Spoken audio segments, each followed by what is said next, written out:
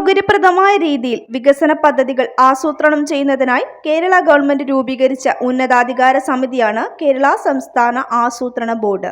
1967 ഇത് സ്ഥാപിതമായത്. സംസ്ഥാനത്തിന്റെ സാമ്പത്തികവും സാമൂഹികവുമായ വികസനത്തിന് ആവശ്യമായ നയരൂപീകരണവും പദ്ധതികളുടെ മേൽനോട്ടവുമാണ് ബോർഡിന്റെ പ്രധാന ചുമതല. മുഖ്യമന്ത്രിയാണ് കേരള സംസ്ഥാന ആസൂത്രണ ബോർഡിന്റെ ചെയർമാൻ. പ്രമുഖനായ ഒരു സാമ്പത്തിക വിദഗ്ധനെയാണ് വൈസ് ചെയർമാൻ സ്ഥാനത്തേക്ക് നിയമിക്കുന്നത്. പ്രൊഫസർ VK രാമചന്ദ്രനാണ് നിലവിൽ കേരള സംസ്ഥാന ആസൂത്രണ ബോർഡിന്റെ വൈസ് ചെയർമാൻ. വിവിധ മേഖലകളിലെ വിദഗ്ധരും മന്ത്രിമാരും ഇതിൽ അംഗങ്ങളായിരിക്കും.